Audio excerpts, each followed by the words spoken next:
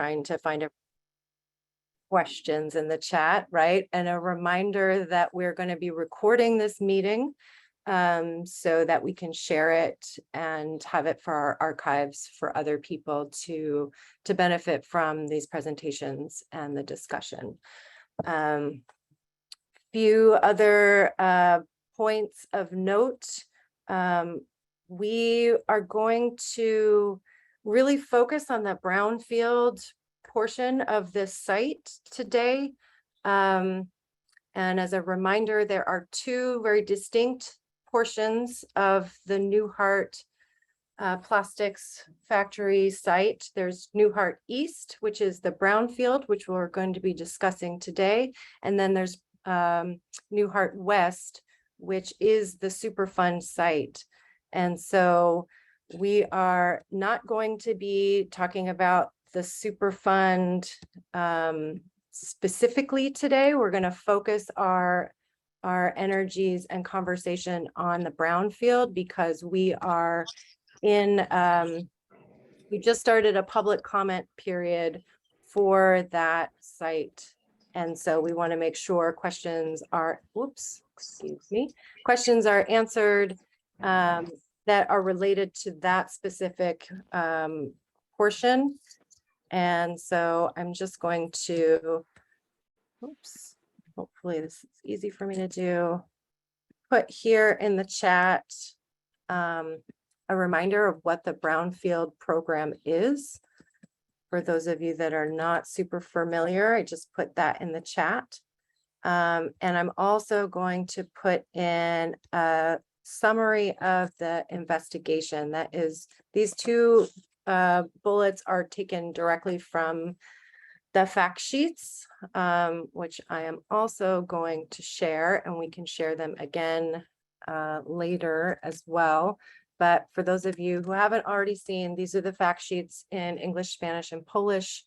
And this is really going to be the main focus of our conversation today, although we're also going to hear from Madison Realty Capital on just kind of the updates of how their current work is going.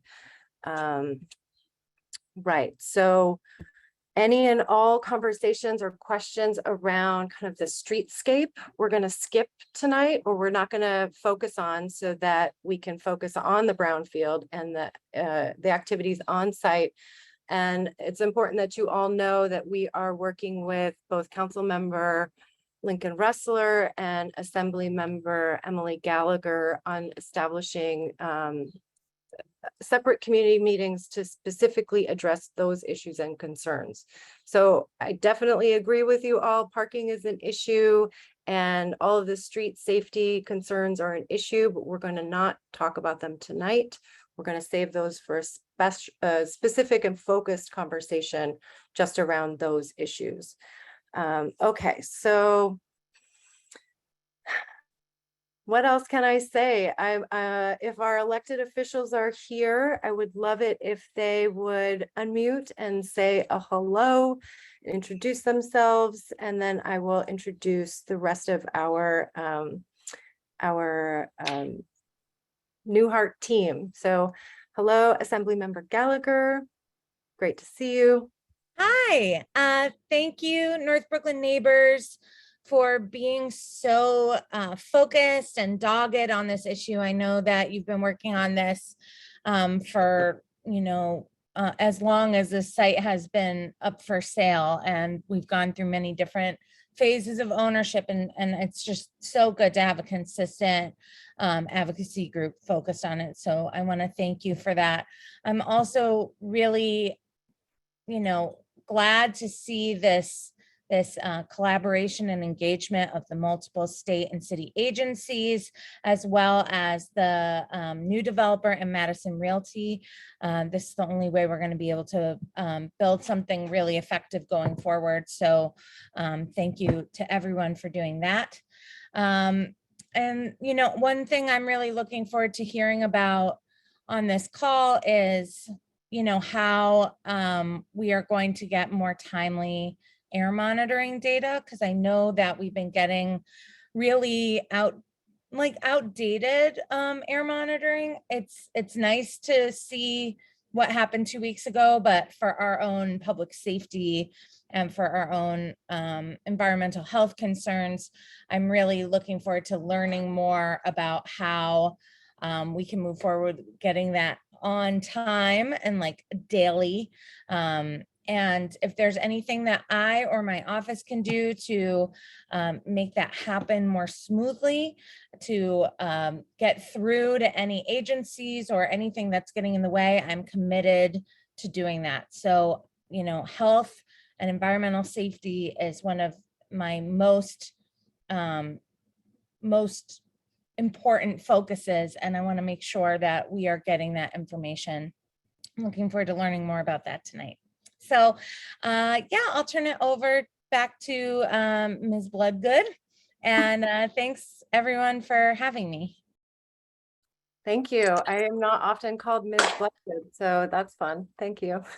Thank you, Emily. And yeah, we want to just acknowledge straight out of the gate we have for very many years been asking for and trying to find ways to get air monitoring, not just for this site, for many other sites across our district and in our community, and really that would have a big impact on other folks in the city and state as well. So more on air monitoring and real-time sharing of that information kind of will be coming throughout the rest of the meeting.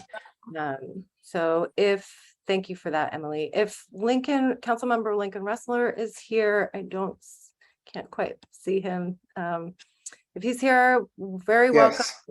Oh, great. Oh, I think the link I was given has a different person's name on it, but I'm here. It's nice to be with you all. Thank you, Lisa, for your years of advocacy on this one. And I guess Madison, in the intervening months since we last spoke, has actually taken control formally of the property. And so we now have them in a place where I think they are formally accountable to follow through on all of the requirements the DEC has imposed at this location, and following through on the record of decision as it relates to the Superfund site. And I realize that in particular tonight, we want to emphasize kind of the eastern portion and the Brownfield site, where we have a comment period that concludes the day after tomorrow. So hopefully folks will be armed with information from this evening to submit comments and weigh in a formal way. I also, in addition to thanking Emily, who we've been kind of tag teaming on this one to make sure that the DEC and the developer are kind of actively responsive to our community here. Want to thank CB1 for their partnership as well, and North Brooklyn neighbors who have kind of been convening with us. I think that Emily highlighted something that's of real import to me, which is real-time monitoring. And I want to make sure that, we're getting active information on air quality, which I know has been an issue of concern for many neighbors. We've got a critical playground just across the street.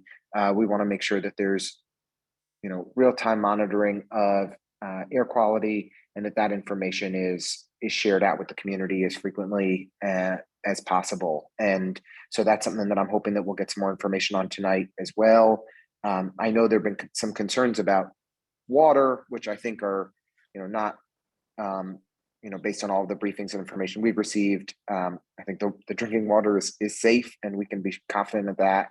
And I know that there have been some concerns about street safety as well. And while we don't have the folks from DOT on tonight, we're happy to follow up and work through any issues that we can and coordinate with them and Madison to try to make sure that our streets remain safe. We've got a lot of construction in this area and have had a lot of construction in this area for a number of years, but we want to try to mitigate impacts as much as we can for neighbors. And so if there are any tangible suggestions, Vanessa from my team is on here as well.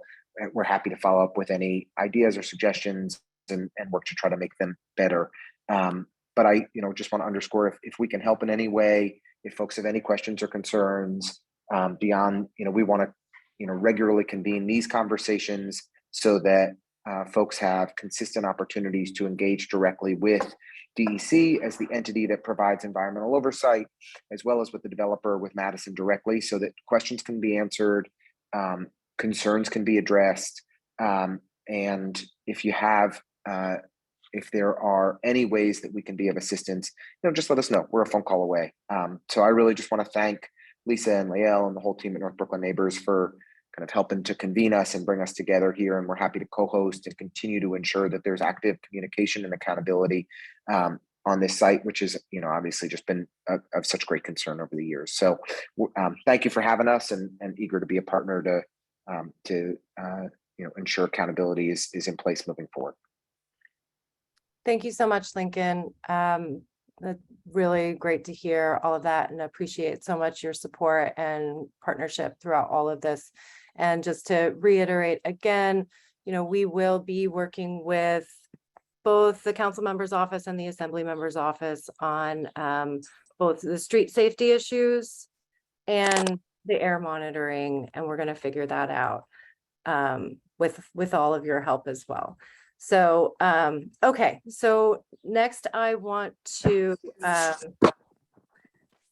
introduce our other participants this evening. Sorry, I have way too many screens first to try and find everybody. So we already met Assembly Member Emily Gallagher, and her staff, Chief of Staff Andrew Epstein is also working with us on here. So Andrew, if you're here, please say hello or wave. Lincoln, from Lincoln Wrestler's office, we have Vanessa Nutter, who he also already mentioned, and Mariana Alexander, who Lincoln was named as, is also available to all of you about the site. From the New York State Department of Environmental Conservation, we have Jane O'Connell and Brian Wong, as well as Rodney Rivera.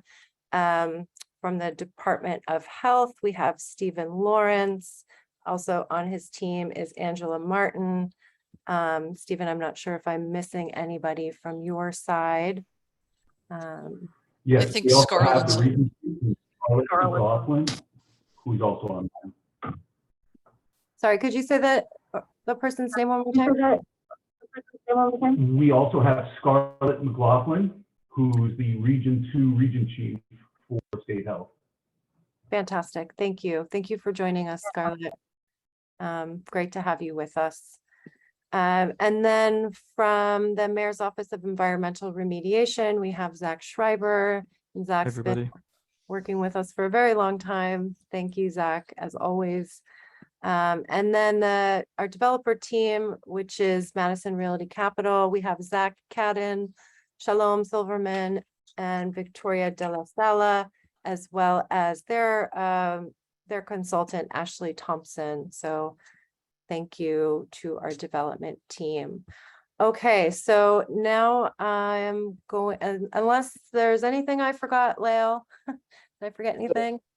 So just one thing, I'm sitting next, it's Zach Caden. Hi, everyone. For those of you that I haven't met, looking forward to tonight's meeting. Sitting next to me is James Bellew, who's our environmental consultant. So for the more technical questions about the site, we'll direct those questions to James.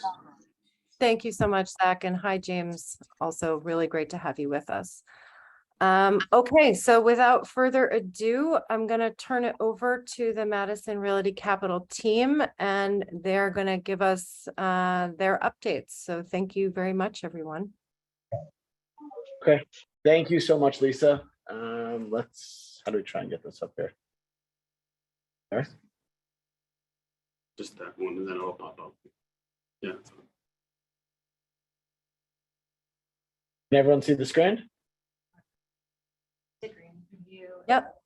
Yes. If you want to put it in presentation mode. Maybe above my pay grade. How do I do this? Fine. It is. It's. I think these are PDF. He just needs to close the little thing on the right hand side. Make it that little arrow on the right. Victoria's going to help save the day. Perfect.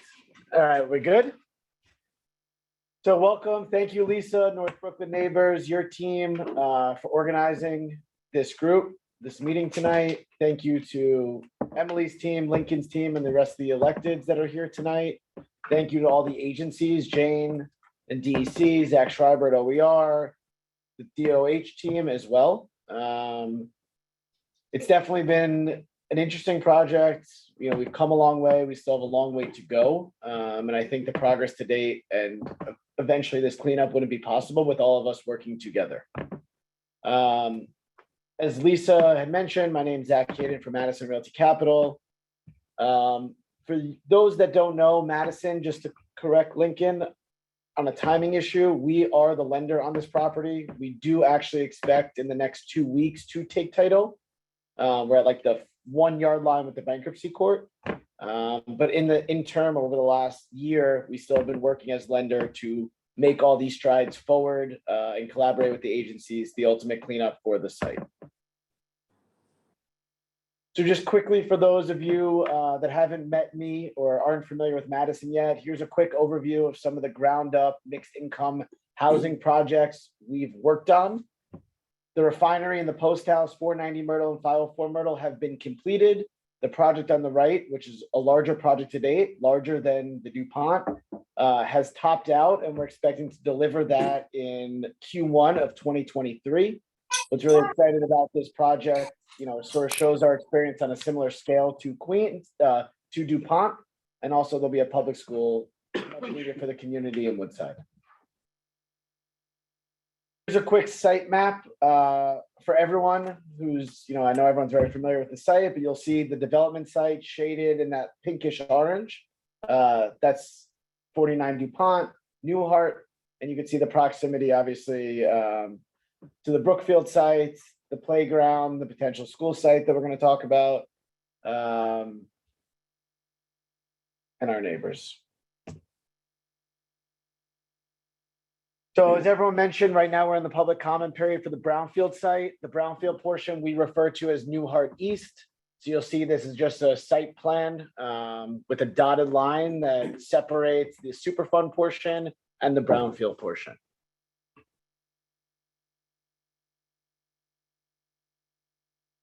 Quick massing and rendering of the proposed new development. The rendering on the right is taken from the vantage you're standing on DuPont.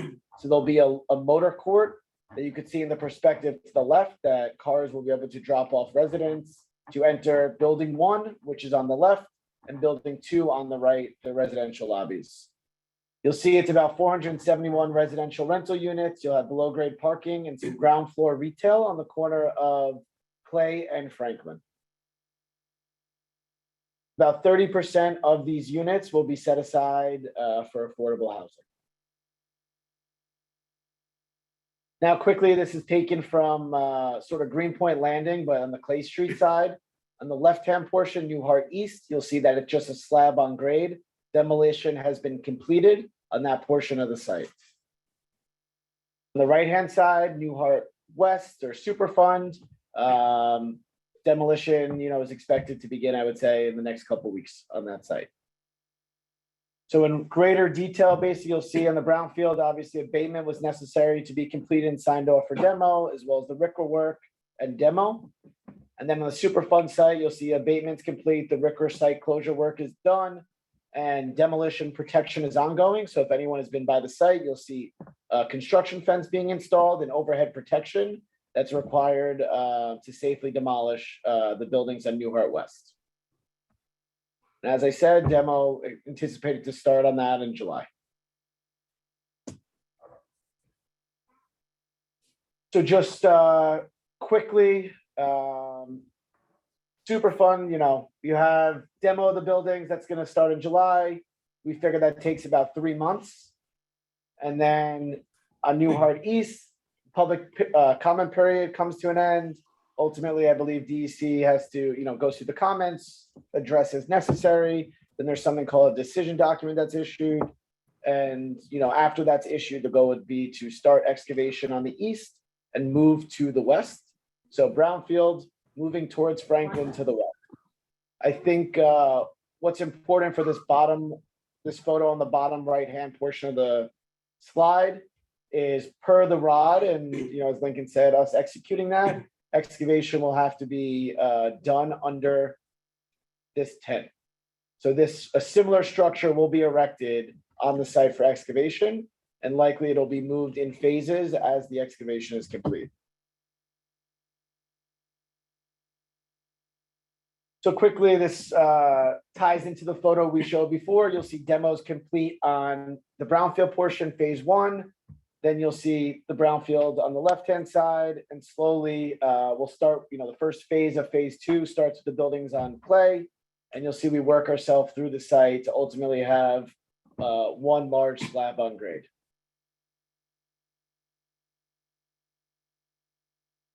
Sorry if I feel like I'm a little redundant, but basically, NuHart East, in terms of the remediation, once comment period ends, the decision document is issued, remediation or that can begin on East. On the Superfund, we're working closely with DEC to submit. I guess the next step will be 100% of the design, and the goal would be to work from east to west and start the remediation in the fall. Just a quick reminder, our commitment to the community and to city agencies, state agencies, electeds to work together, to communicate, to post updates on the site, which I hope people find helpful, that we put QR codes and update those weekly. There's contact information below. Ashley has been very helpful in communicating these updates and working with the various organizations and stakeholders to discuss concerns and figure out solutions to address those concerns.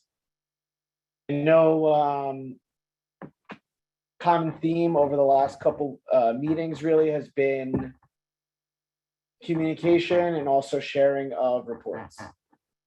So we're finalizing basically a link that we're planning to post that will, I guess, the daily reports or the monitoring will be uploaded to that. Given the process of collecting the data, preparing the reports, sending it off to the state and how that all goes, I think there'll be, we started in a month. I think the best we can do is a two-week lag, but you'll basically have updated folders per site, dated for all those monitoring reports and construction daily reports with updates. So that's where we stand on that issue today. Again, here's a link, a QR code that anyone who's not currently signed up for our updates can sign up now. Again, always feel free to reach out to us, and we're here to work through this together. Thank you, Zach. Just to clarify, so everyone understands, you are proposing to share which information regularly? Is that air monitoring data and other? Correct. And yes, basically our environmental consultant is the air monitoring, and then there's like a few photos and a site plan that explain the activities that took place that day. Okay. And you're gonna do this every 2 weeks? Well, we could talk about it. I think we could sort of upload it almost daily, but it will be a 2-week lag between that date. So let's say it was April 1st report would be uploaded April 15th. April 2nd could be the 16th. Okay. And just so everyone knows, that is not something that we've been able to get from other folks in the past. So thank you to you and your team for agreeing to do that. Okay, so unless there are any questions that are very specific to Zach's presentation, I would like to move to Jane to brief us all on the Brownfield plans. All right. Jane. Thank you, Lisa. I'm gonna share my screen. Let me make sure I can do that.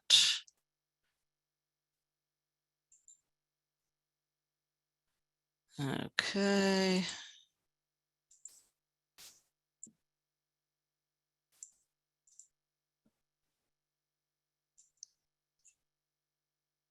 All right, can you see my screen? Let me move this out of the way. There we go. Can you see my screen? Yes. Okay. All right, so good evening, everyone. Some of you know me. I've been working on the site. Brian Wong and I have been working on the site for a while. Lisa and I have been working on the site for a while. A lot of us have been working on the site for a while. Tonight, I'm going to be talking about specifically about the Brownfield cleanup program portion of the site, which we're calling NuHart East. The site is broken up as I think Zach Caden showed you. The western half of the site here is the site that's in the Superfund program. That's the site that has the phthalates, the TCE source areas. And then the eastern half of the site, which we'll be discussing tonight, is in the Brownfield cleanup program. And there is a proposed remedy for that that's out for public comment right now. So the presentation I have tonight will be focused on what is the proposed remedy for that portion of the overall site. So overall site history of the NuHart plastic site. Prior to 1940, it was used for various industrial uses, nothing specific that we were aware of, but 1940 to 2004 is really the heart of the production, storage, and shipping of plastic and vinyl products. And again, going back to that figure that I just showed you, the reason for the site being broken up into a Superfund and Brownfield portion, the western portion of the site was where the manufacturing activities took place. That's where the phthalates were stored in bulk. That's where the manufacturing took place. The eastern portion of the property, which is now the Brownfield cleanup program portion, was primarily used for office space and storage of already manufactured product. So vinyl sheeting in big rolls of vinyl sheeting, things like that. The manufacturing activities ceased in 2004 and has been vacant since then. So there have been a number of investigations performed over the years, starting in July of 2006. There's an underground storage tank closure report, underground storage tank, or UST. I'll be using that acronym, UST.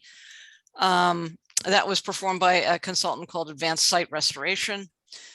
Then in August of 2007, there was a preliminary investigation performed by environmental business consultants. And then fast forward to July of 2015, that's when the western portion of the site was starting to gear up and move towards the record of decision.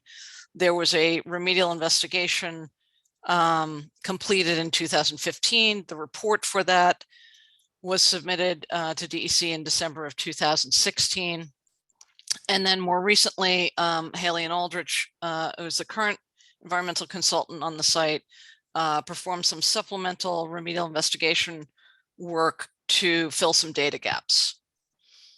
So what did they find? Groundwater is about 5 to 10 feet below grade. It generally flows towards the west, towards the confluence of the East River and Newtown Creek. There are 5 USTs and associated piping that are located in the northeastern section of the NuHart East site. The specific contaminants of concern that we're looking at for NuHart East are petroleum that are associated with those fuel oil underground storage tanks. And those tanks stored fuel oil for the purposes of heating the building.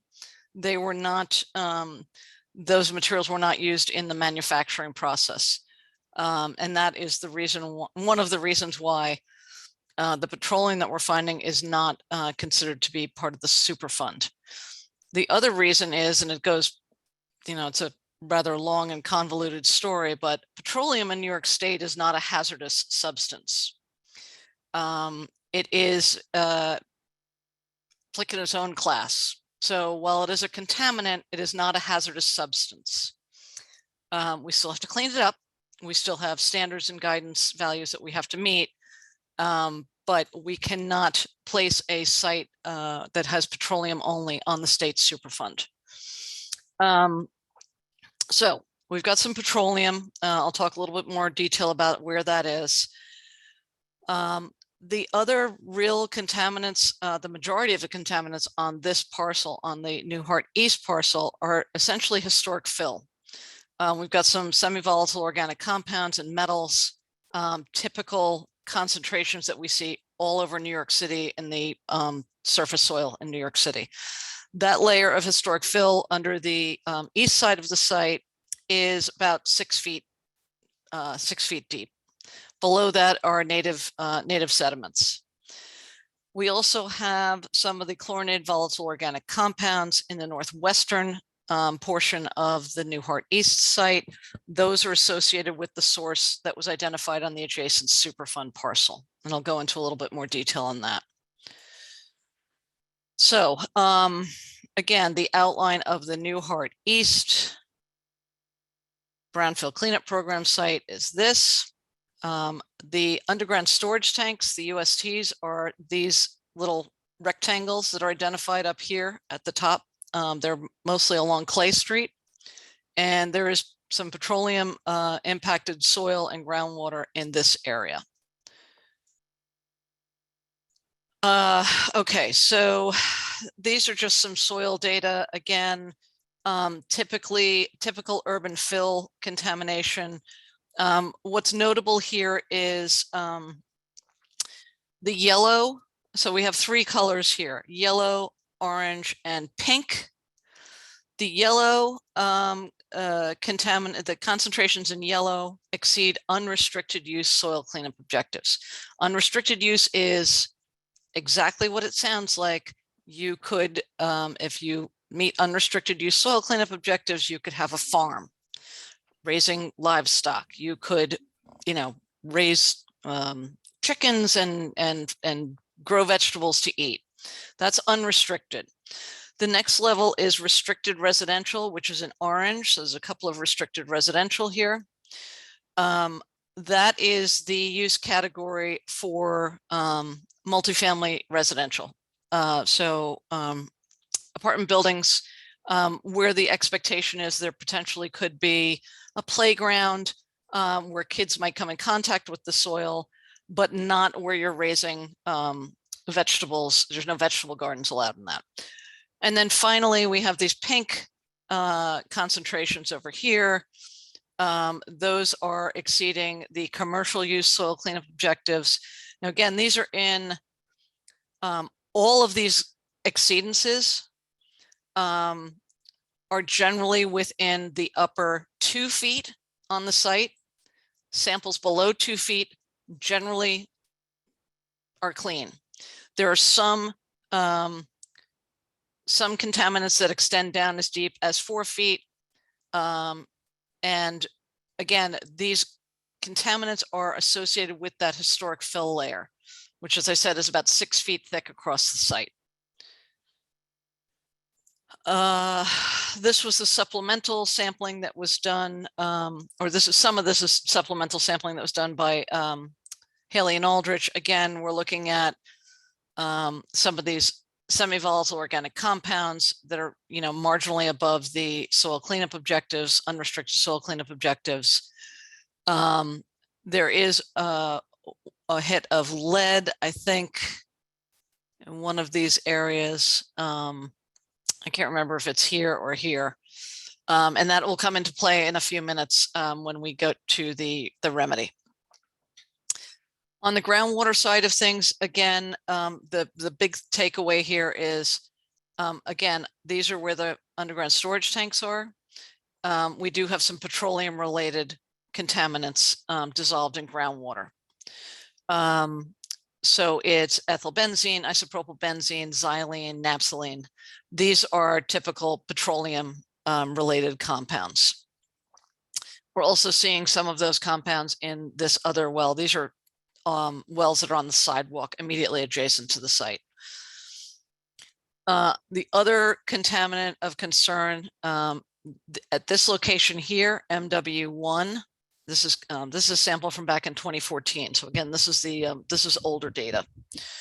In 2014, we had a TCE concentration of 7,400 parts per billion. That exceeds the ambient water quality standards. However, that sample was collected from that sample was collected from a temporary monitoring well. I will go to the next slide, which shows a recent this is 2022. A well was put in almost immediately next to it, and that was a properly constructed monitoring well. And in that case, there was no TCE noted in that well. But the TCE again, let me see if I can zoom out here a little bit. On the Superfund side of this line, the TCE source area is right here. So it's not surprising that we're seeing a little bit some TCE bleeding over into this area here. Other notable impacts in groundwater. There were some low detections of the phthalates. These are slightly above the groundwater standard. But one thing I want to point out is that groundwater in this area of the city is not used as a drinking water source. This groundwater is not what's coming out of your tap. The water coming out of your tap comes from an upstate reservoir. Okay, this is soil vapor data. And again, we have some data this is from 2013. This is from 2022. So we have some, the samples in black were collected most recently. The samples in green were collected in 2013.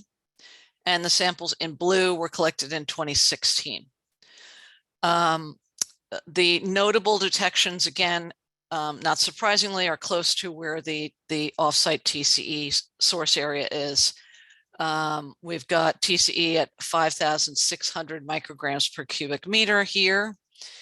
And we've got it here at 14,000 micrograms per cubic meter. This sample, which is approximately 20 to 25 feet away from these other samples. Again, these were collected in 2013. This sample here was collected in January of 2022. And at that location, the TCE concentration is 97.8. So orders of magnitude lower. Okay, so that's the soil vapor data.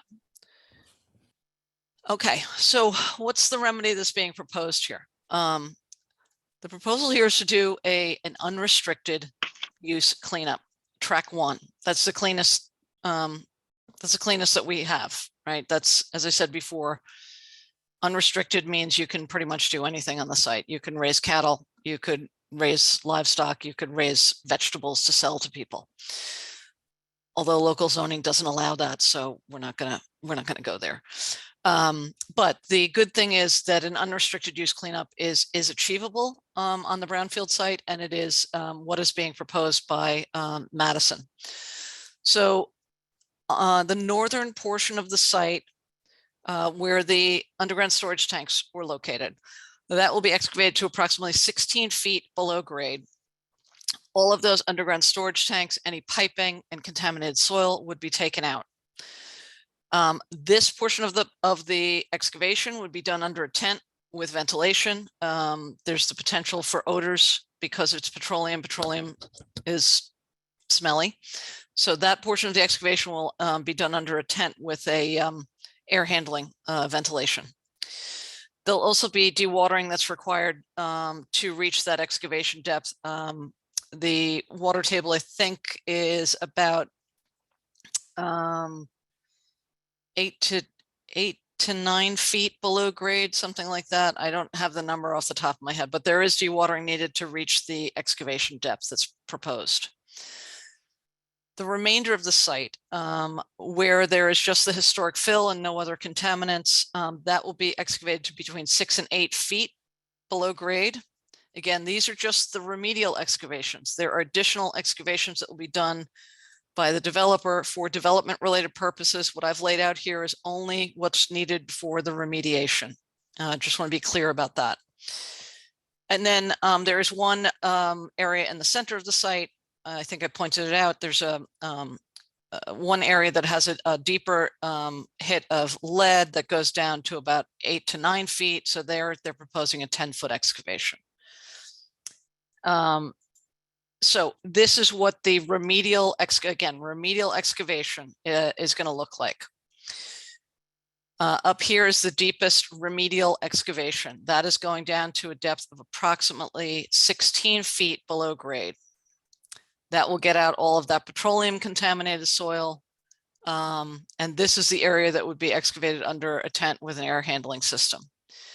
The blue and the green portions are a 6 to 8 foot excavation to remove that historic fill layer. Endpoint samples would be collected at that depth to demonstrate that they've met unrestricted use soil cleanup objectives. After that, if they can demonstrate that, any excavation that's done beyond that depth would be for development related purposes only. And then there is one small area in the center of the site where I said there was one slightly deeper hit of contamination. That one will go down to about 10 feet. And again, an endpoint sample will be taken there to confirm that they've met unrestricted soil cleanup objectives. I'm almost done, so hang in there, guys. In addition, we're going to do what's called a vapor intrusion evaluation. Why are we doing a vapor intrusion evaluation instead of putting a subslab depressurization system on? It's an excellent question. The building foundations will be below the water table. What that means is there is no pore space between the soil particles in which soil vapor can collect. Below the water table, all of the pore spaces are taken up by water molecules. And so there's no place for vapor to collect to get into the building. But to confirm that, there will be sampling that's required under the remedial action work plan to confirm that there's no indoor air impacts in the new proposed building.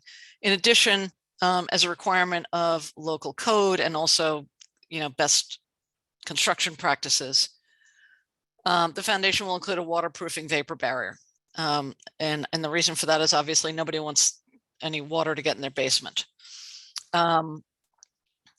So that's to address the vapor issue. Again, if for whatever reason, if the evaluation determines that some type of mitigation is needed, if we can't do a subslab depressurization system because of the presence of the groundwater, they would have to come up with an alternate mechanism to deal with soil vapor intrusion. I will tell you that we've done a lot of sites in New York City where the foundation is below the water table. The other thing is the lowest level of this proposed building will be parking.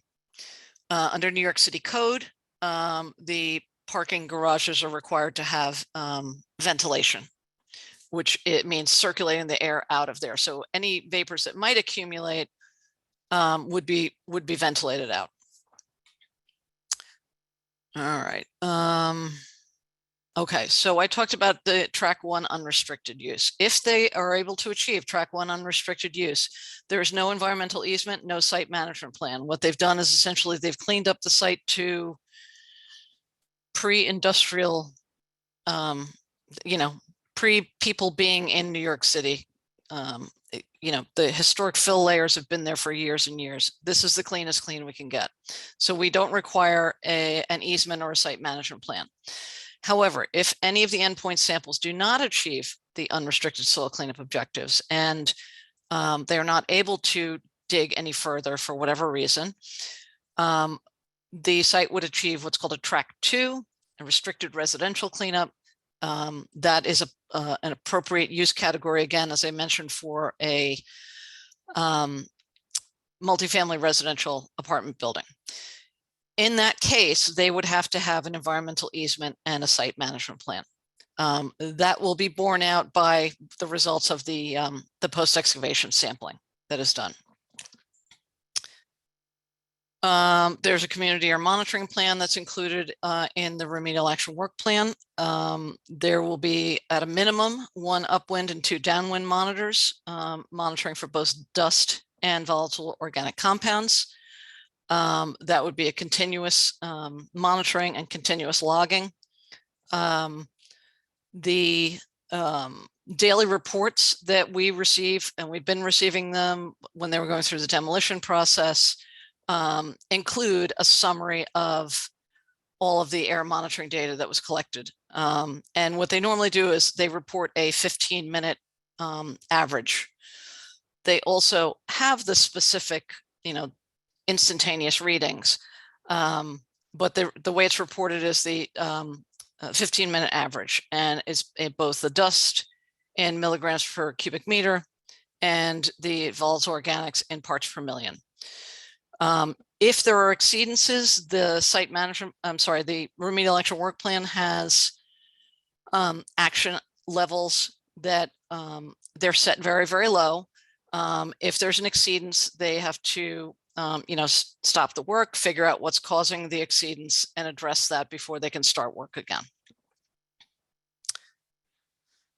Okay, so what's the status? The status right now is that as Zach Caden mentioned, all the buildings on the Brownfield site have been demolished. The foundation slabs remain in place as a temporary cover right now. There is no exposed soil on the site. That is going to stay in place until the remedial excavation starts. DEC issued a fact sheet in June that had a 45-day comment period, which is scheduled to end July 23rd. North Brooklyn Neighbors, always working for you guys, has already reached out to us and asked us to extend that comment period. We have looked at the regulations. We agree that we can extend the comment period for 30 days. That's the statutory maximum. So the new comment period end date will be August 23rd. We will be issuing an updated fact sheet forthcoming, but just to let folks on the phone know that you have until August 23rd to submit comments, but submit them sooner rather than later. And then, as Zach mentioned, after we get all the comments, if there's anything that requires modification to the remedial action work plan, we have to make those modifications, and then we go ahead and approve it, and we start the process of scheduling the start of the remediation work. So that's it for me. Lisa, back to you. Thank you, Jane. Really comprehensive discussion of what's planned, what's there, and how people can weigh in. And so just to reiterate that the comment period is extended through, Yes. Yep. through August 23rd. And so North Brooklyn Neighbors, we are drafting comments that we're going to make available, and we'll share publicly. We'll definitely have them up on our website very soon. And we're very happy to work with anybody here that wants to develop their own comments to hopefully improve an already really solid remediation plan. So just so everybody knows, that's available, and happy to help anybody get as many answers as we can possibly facilitate. And to that point, I'm gonna ask my friend and neighbor and colleague Steve Chesler to go ahead, because so for those of you who do not know, Steve Chesler is the chair of Community Board 1's Environmental Protection Committee.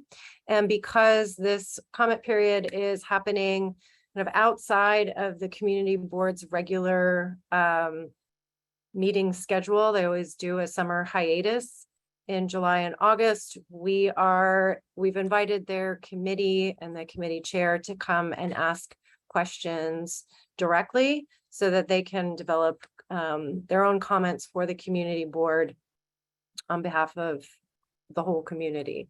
So I'm going to let Steve take the mic for a little bit to ask his committee questions, and then we're going to open up the Q&A for the whole group, for everyone here. And so there have been some really great questions and comments in the chat.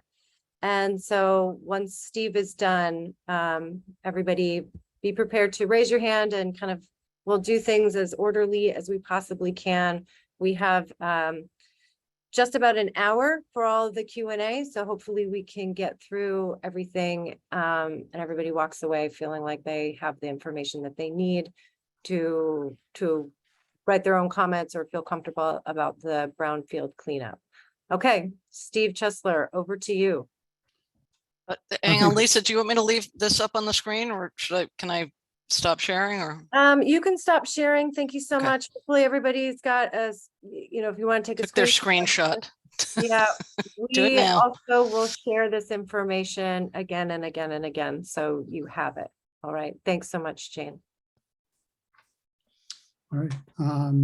Thanks so much, Lisa, and thanks so much to you and NBN and Jane from DEC and MR Madison Realty Capital for convening this meeting. It's so important. Yeah, so on behalf of the Environmental Protection Committee at CB1, have some questions.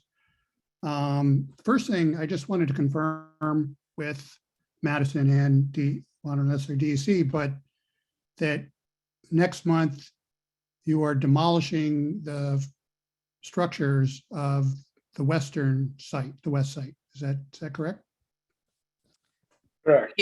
Yeah, and they can't start that work, Steve, until DEC has signed off on the RCRA closure report. The RCRA closure plan was noticed for public comment. That has been implemented, and the purpose of that plan was to identify any appurtenances, anything inside the building in the manufacturing side of the site that could still contain hazardous waste. All of that's been done. We have the DEC has a report. We're just reviewing that. Once we've reviewed it, if we agree and approve it, they can begin the demolition process. Okay. I mean, for me, that just opens up a whole, Pandora's box of questions just about that. But I know we're not here about regarding that situation, but I'm just wondering if there's room for a meeting specific to that, because I'd love to just know, what the report was comprising the report in terms of the hazardous materials that may or may not be contained in, the building and all the remnants of the factory, and just the questions around disturbing the plume. I assume they won't be just be pounding the slab, et cetera, but Nope. But it just, so I just wonder if there's a potential for commenting on that step. There's no formal comment period on the RCRA closure report now. It is available, like we could share it with you. But there is no formal comment period on that document. Okay. Yeah, because just worried that, even isn't necessarily above maybe certain sort of restricted levels that just decades and decades of that type of manufacturing permeating all the remnants of the building and those giant metal vats on top. I don't know what those were used for, but and just the measures that'll be in place by the developers to protect the community from that process. Well, again, what we're looking at, the purpose of the RCRA closure report is that they have cleaned out all of any remnant hazardous materials out of all of those pieces of equipment, such that those pieces of equipment are no longer contaminated. Right, so that it would be essentially demolishing just a piece of metal. And that would fall under the Department of Buildings. That's why we want to make sure, DEC wants to make sure there is no hazardous materials in there, because the demolition of the building falls under the jurisdiction of the Department of Buildings. We don't want that to happen until we're assured that the hazardous materials have been removed. Okay. All right. Moving back to the eastern section, which you covered kind of the core part of our first question related to how the western section, the Superfund site, and the TCE plume affects this eastern portion, and Mhm. obviously it does. And so the question is, how will the eastern site be secured? Like, so where, I know, you know, it's the groundwater flows towards the river, but what would prevent, you know, the contaminated groundwater and the vapor on the western site from migrating back into the eastern site and into the building once the new building is constructed, et cetera? Well, okay, so the western site, the Superfund site, part of the remedy for that is a containment wall around the entire site. And the buildings themselves, like the building foundations themselves, will prevent migration of groundwater back. It's not going to go uphill. It's going to flow in the direction that you know, that it's going to go to its nearest discharge point, which is towards the East River. The remedy for the Superfund site does require that they treat, that they remove the source of the TCE, which is the soil, and that they treat the groundwater and the soil vapor. That is a requirement of the record of decision. And that will be done as part of the remedy for the two sites are being developed sort of in tandem. Right. And so we still have to work out the sequencing. And this is a conversation that I had with Madison Realty Capital the other day and with their consultant. We're still working out the sequencing of events. They want to start on the east side and move west. We still are working out the sequencing on that. Okay. Okay, just remind me what the projected start of remediating the eastern site. Well, if you know, Is it still in question? I just. I believe there is still a question on that. Madison, Okay. you know, wants to start in the fall. That may be realistic. It may not be. We still, as I said, we still have to work out the Okay. logistics and the sequencing. For the eastern site. Yes. Okay. Got it. Okay. All right. Thank you for that. And then the remainder of these questions, Laura Hoffman helped comprise. And so Laura, feel free to jump in if I'm not covering these properly. I think you mentioned that at least the northern section of the site the eastern site will be tented. Yes, where the petroleum is, right. Okay. Will air monitoring be done? Basically said yes, but maybe you could elaborate on that a bit.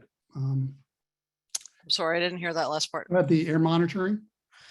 Right. So the community air monitoring plan has, like I said, a minimum of 3 monitoring stations, 1 upwind, 2 downwind. The tent structure would have its own air handling system and carbon filtration on, so that it's like a negative pressure situation. Right. So think about when you walk into a building and you know the doors open and you feel the air blowing into the building. That's a negative pressure. So the idea is that it's pulling air in, it's not letting any air out, and then that air is pulled in and put through carbon filtration to clean the air before it's released into the atmosphere. Okay.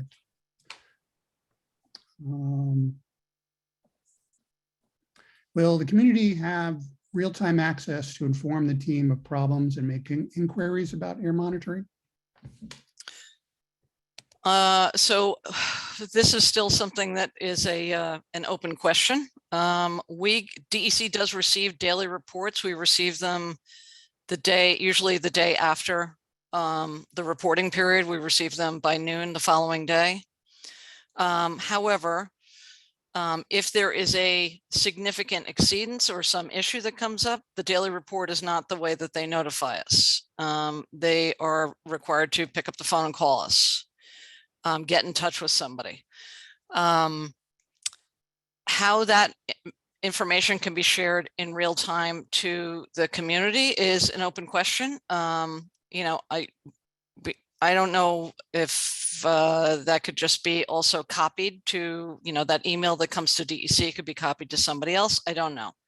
We do have experience with other sites around the state where it's closer to real time. I mean, DEC doesn't even get this information in real time, right? The consultant is responsible for ensuring that any exceedances that are identified during the camp monitoring are addressed immediately.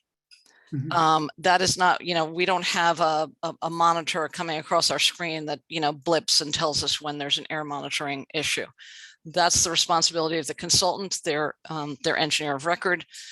So in terms of real time, we're working to try and get it as close to real time as possible, but recognize that even DEC and DOH don't get it in real time. Right. Notice that we had a developer come in with a waterfront property, and they have a process, like I said, dewatering and recycling water on site, and they're required to set up a website to provide, you know, provide information for the community, and I believe data as well. Is that something that the Madison's environmental consultant potentially set up, or Madison, that could post that data on a regular basis, on a daily basis? Zach Caden, can you take that?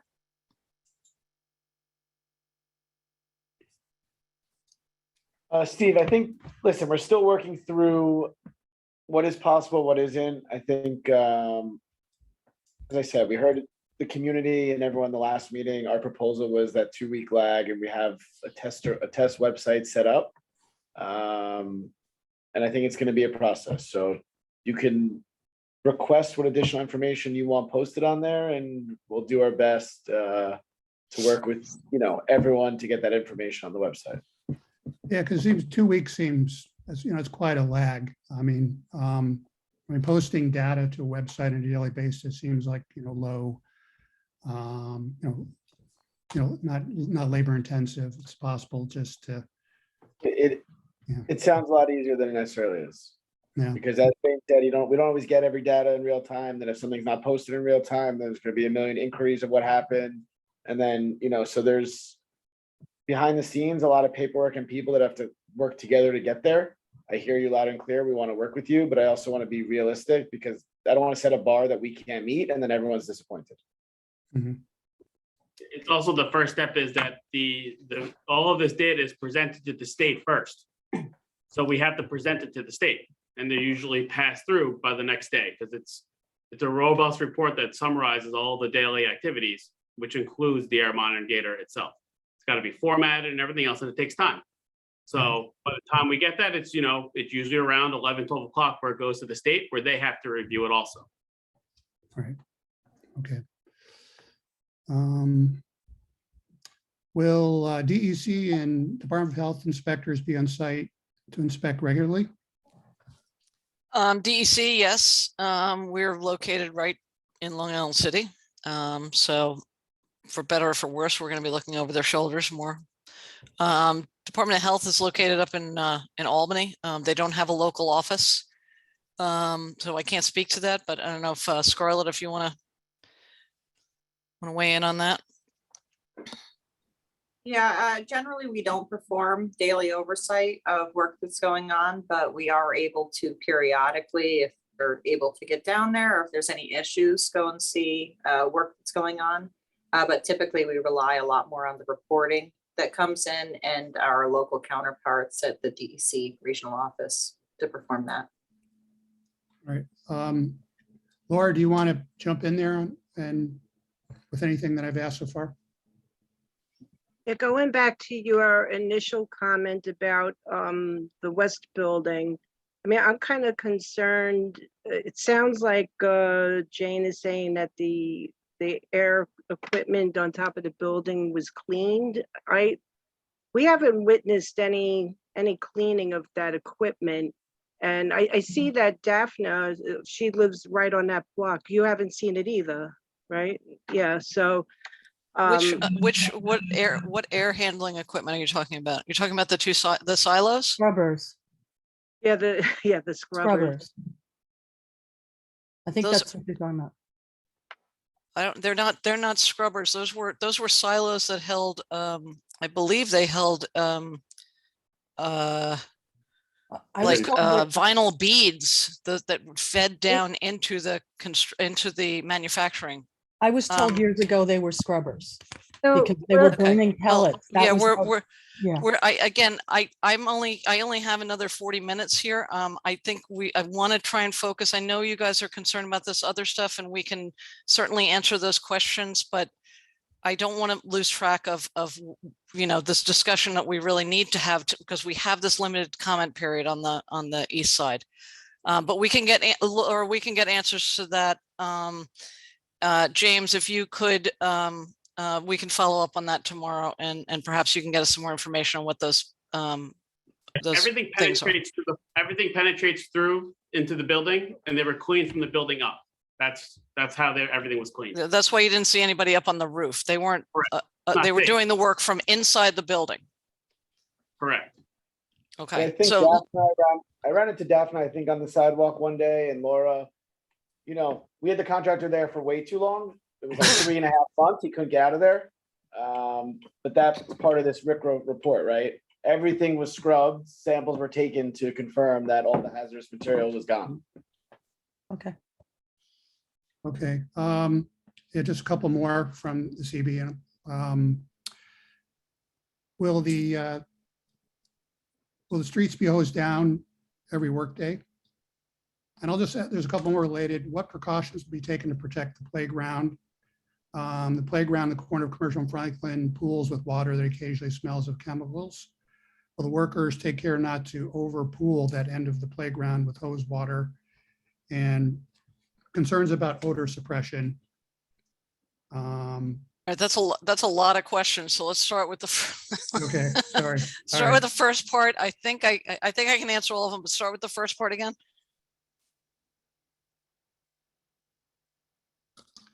Will the streets be hosed down? Street, okay.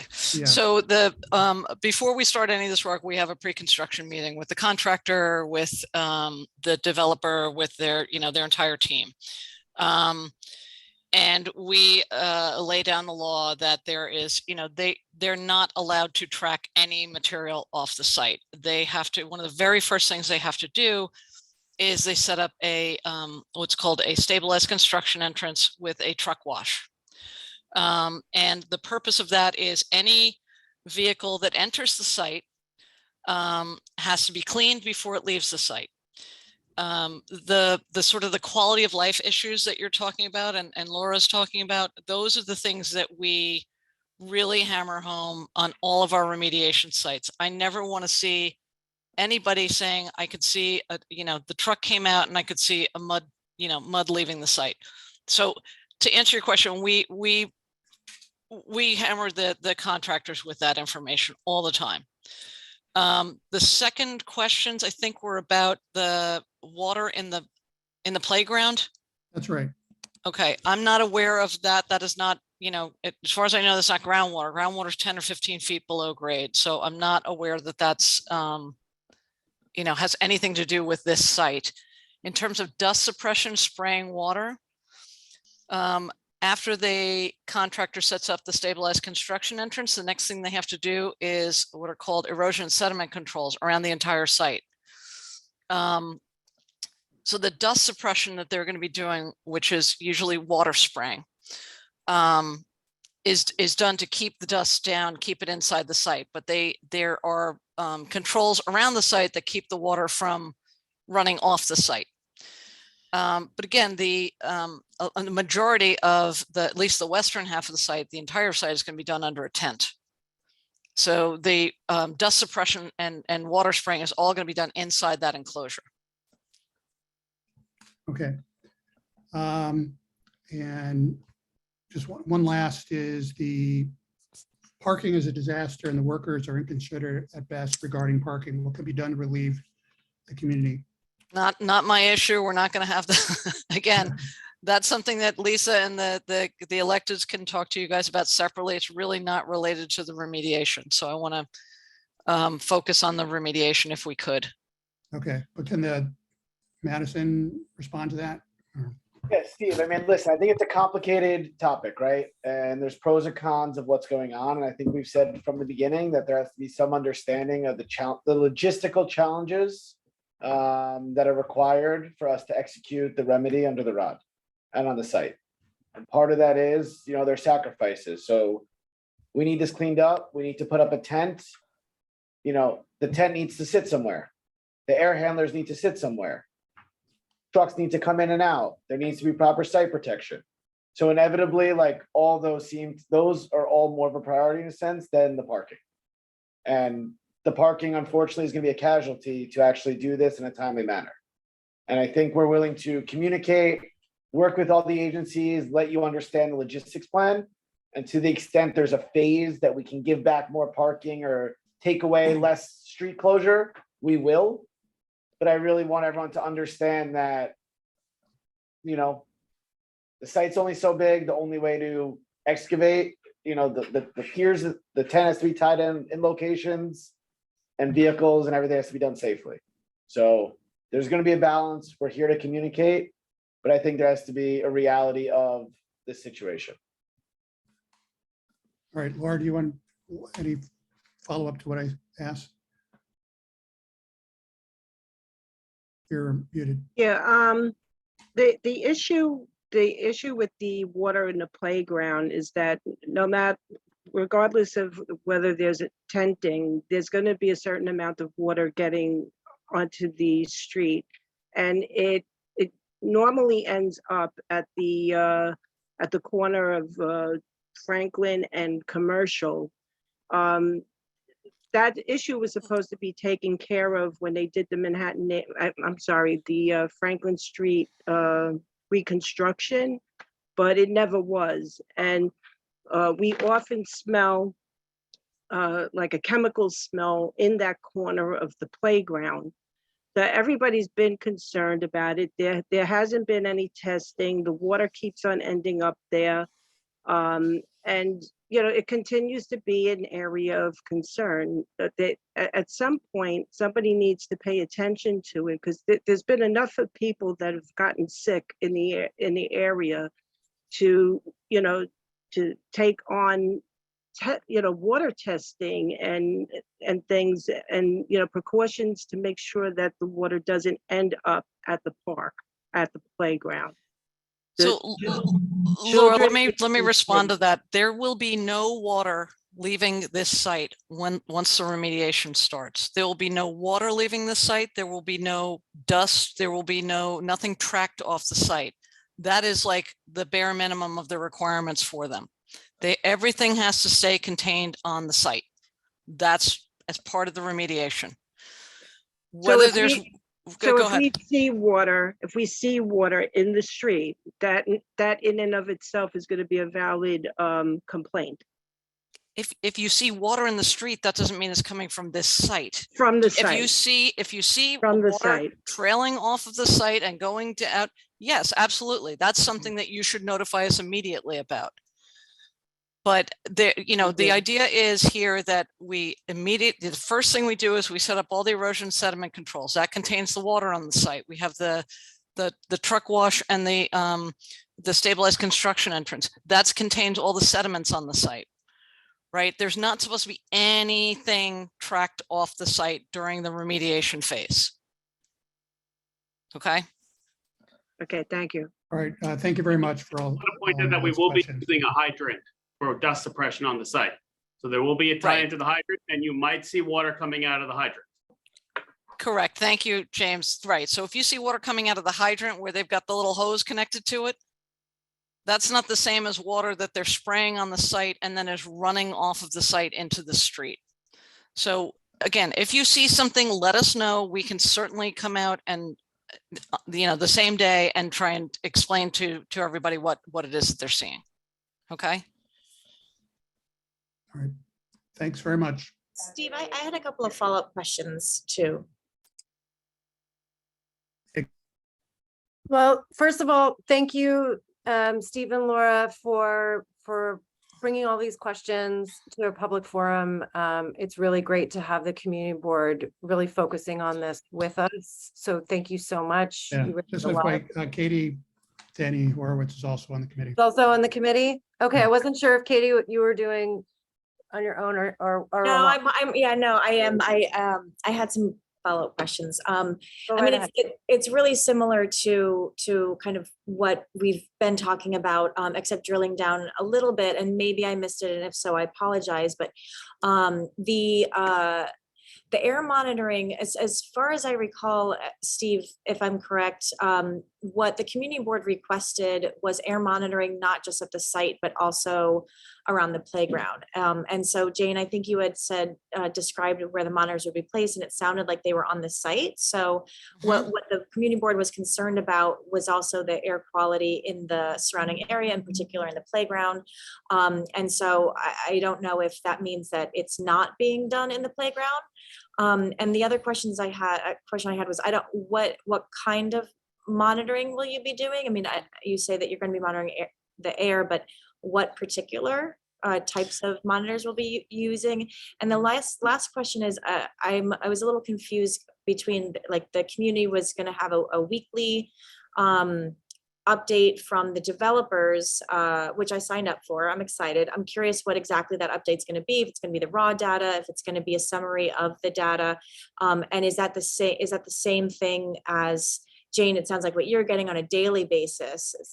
Is that the same, or is that data being pulled from the same monitors, or are we talking about two different things?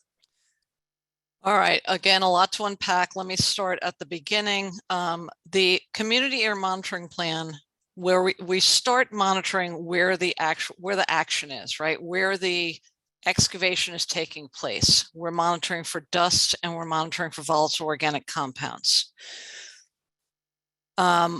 We don't normally do monitoring off-site unless something in the on-site monitoring shows that there are exceedances that might then go off-site.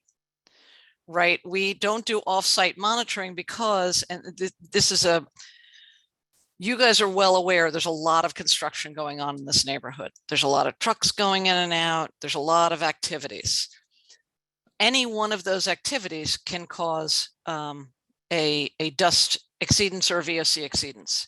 So the reason we don't do off-site monitoring normally is unless we see some impact from the on-site. If we see continuous exceedances on site, then we would potentially step off site, but I can't correlate a dust exceedance over in the park to this site versus construction that's going on at one of the Greenpoint Landing parcels or a truck that's driving by, because I don't have the monitoring information from all those other places, right? So what we do is we start immediately in where the work is happening. If we don't see any exceedances there, then this particular activity is not causing exceedances off-site. You know, that makes sense, except what we talked about on the committee level was the fact that, you know, they talked about how 20, potentially 30 trucks were going to be driving by the playground on a daily basis, which could affect the air quality there, but not necessarily on site. Right, but again, that the activity of the trucks driving to and from the site is really not part of, that's not under my DER, Division of Environmental Remediation. That is, that's our air mobile sources. And Rodney, you may be able to answer this question. I think our air program mobile sources, they do monitoring around the city in different places, looking for, you know, where there are air impacts from trucks and things like that. But you know, we don't do the offsite air monitoring related to the trucks that are coming in for the construction activity. And that's not a site-specific program. Right. That That's a program that's generally utilized for specific data gathering, generally of an area. That's not a setup. The equipment isn't available to just randomly pull it out for a specific just one site out of the hundreds of sites that are being done on a daily basis within the city. All right, so that's, Katie, you had other questions. I don't know if I answered the other ones. I'm not sure if I caught the last couple of ones. Sure, the other, so that was about the monitoring, and if you're unable to do it in yours, maybe Madison could take it on. I think the request was directed to them as well. The other question was the communication and the type of information that was going to be given to the community. Okay, It was going to be the raw data or a summary. And if the daily updates that you're receiving is essentially the same information that the community is going to be receiving on a weekly or biweekly basis. Well, all right. So the weekly updates that Zach had, that little QR code. The weekly updates that the developer's sending out are much more generic. They're more about upcoming work that you might see. That I don't think, Zach, that you guys have been putting any of the air monitoring data in there, and I don't think that was the intent. What DEC and DOH get on a daily basis is a summary of the 15-minute data, and then periodically we will get a full data dump, which is like, 100 pages of just raw data. But I think for the community, the data dump is not going to be useful for you. You're not going to know what to look for. I think the summary tables that we get in the daily reports are the type of information that would be useful. It's very clear. It's, here's the direction that the wind was going. Here's where the air monitors were set up. Here's the results. Were there any exceedances? If there were exceedances, what was the corrective action taken? And it's summarized in a 1 or 2 pages, as opposed to 150 pages of raw data, which is not going to be able to be correlated. So I don't know if that answered your question, but that's what the daily reports look like that we get. So those aren't going to be in the developer updates in any form. Zach, can you answer that? I mean, I think ultimately we've included the previous documents that are in public comment period. So in that update, you'll have this link, and then you'll be able to click the link, and then you'll have the folders that we've uploaded and shared. Does that make sense, Katie? So in the daily or in the weekly emails that are sent out, they're going to include a new link that has the biweekly documents. So that will be available. Yeah, that makes sense. Thank you. Okay, I just want to make sure Community Board 1, Environmental Protection Committee, you guys are good, very really thorough questions. Laura, Katie, Steve, thank you so much for being a part of this. Okay, Daphne, you're on. And if anybody else has questions that they would like to raise, please raise your hand. If you need help doing that, you go down to the bottom of the screen, you go to reactions, which is to the right, and there's a raise hand feature. So please use that so we can get to everybody. So Daphne, AKA Hans, and then we'll go Katie and Darren.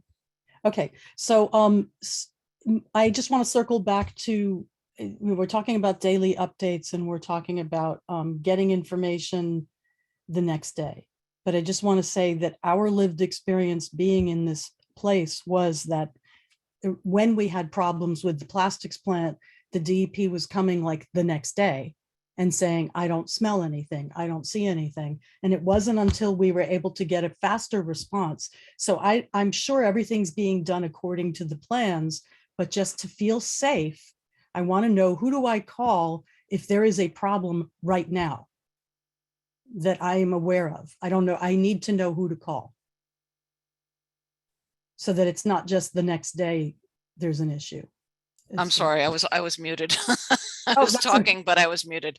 Are you talking about during the remedial construction work? If you see No. something, Yeah, I just want to know, like, Yeah. if something goes wrong, I don't Right. want to just call you and then the next day somebody comes, because in the past, when there were problems, I couldn't be in my house. Right. You know Okay, what I mean? so So- there's two things. One is the professional engineer of record, right, who has to stamp and certify that all of this work is being done in accordance with the work plan. They have at least one person on site all the time, every day. Okay, They are the person that is communicating with us. I don't know who that field person's going to be, but for now, we'll share James Bellew's contact information. You could also contact during, business hours, you can contact Brian Wong. Okay, we are, like I said, we are a 5-minute drive away or a 10-minute walk. But listen, I will tell you that, it's, the experience I've had so far with this team, this is a different team than we've been dealing with for the last some odd years, right? This is a company that's been through other remediation sites. They want to get this done. They want to get it done right because they know how much scrutiny they're under right now. And I should just tell, Zach, you guys should just mute while I'm talking about this because I don't want you to hear how I'm talking about you. But anyway, there is going to be a lot of accountability on this site. They're both the DEC, you've got Department of Health, Steve Lawrence is on the phone, is on the call tonight. His contact information is in the fact sheet. We're going to get James's contact information. And whoever the field person is that is assigned to the site, that will be made available to the community. Okay. We want you guys to tell us when you see something, because Okay, the only way so- we can get it addressed is if we know what's happening. So as long as that, I will feel confident about all that, as long as that information is always available and posted someplace. In terms of posted, I mean, look, we could Yeah, probably well- put something up on the, you're talking about on a website posted or like on the wall of No, just the, on the wall, like if there's a problem that we can. well, so you know, here's I the think only it's problem better- with yeah. that. The only issue with that is the Department of Buildings passed this law that you can't post anything on the construction fence except their permits. Oh, okay. So we they're just have the very, information. yeah, they're very picky about that. We could try to put something up, but frankly, stuff disappears, But Lisa, we can work with Madison Realty to make sure that there is a contact list that folks can get in touch with people. All right. And Jane, I just want to add to that, and Daphne, I think you're a perfect example. Throughout this process, since we've been involved, you've had questions that have come up. And I know that Ashley on our team has been a contact. I know I've seen you on site. And ultimately, like, we're also available. You know where to find us, you know how to reach us. So you could have the technical piece with DEC and the environmental folks. We obviously will get James involved. But just, whatever you really need, we've set up a team to be available. Thank you. Thank you, Daphne. Okay, Katie. Hi, yeah, I'm wondering what if there's any information about the smell that's currently being omitted from the building. There's like a very strong mildewy, moldy smell that I can even, I live at 1133, that when our windows are open on a windy day, we can smell it from our couch. So I'm wondering, like, what is it? Is that something that is also being monitored currently before the building's even being demolished? I'm not aware. This is the first I'm hearing that there's any odors coming from the site. You say it's a mildewy smell. James Bellew, is that something that you're I mean, you aware can't, of? you can't miss it. You walk by and it's very strong. I have not encountered any of that smell on or on the site, and I'm there regularly. I'm there, same thing. I'm there twice a week and I have not smelt this. I mean, I'm seeing people in the chat talking about it, and I can walk by it right now. Like I said, I live here. So it's definitely concerning. You're right on the wall. You're not mute. You're not. Yeah, I can confirm what Katie's saying and folks in the chat are also saying. There is a pretty intense odor that's coming out of the site. And it is the Superfund section of the site. But I will say that so everybody knows, phthalates do not have an odor, and TCE has kind of a sweet smell. So the mildewy, musty smell is probably from, and I'm speculating here, and so, you know, take that as you will, but it's probably because this building has been sitting empty for the last near 20 years and mold will grow. So I don't know what's possible to address that. That wouldn't be a part of the Superfund, but certainly of concern as a quality of life and potential health concern. I'm not really sure. Mold is not my area of expertise, so maybe somebody from the health department might want to say something, but yeah, I do smell those smells as well. I go by there quite often. Hi, this is Scarlett. Yeah, that's the first that I'm hearing about the mold and mildew smell that's emanating from there. But I don't know whether or not there would be a health concern associated with it. But one of the good things about this, development and building demolition that would be going forward is getting rid of that out of the community, which would certainly address the concern. Any building demo isn't really done under the purview of Department of Health or DEC.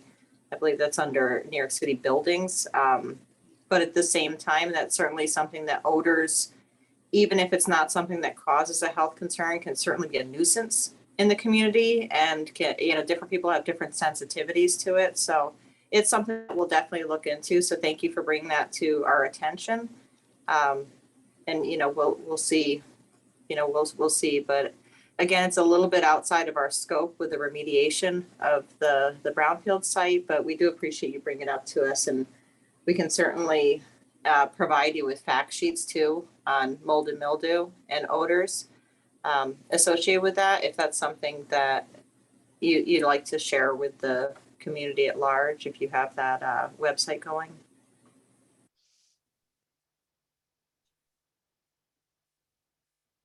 Thanks, Scarlett. Yeah, if you could share any information that you have Sure.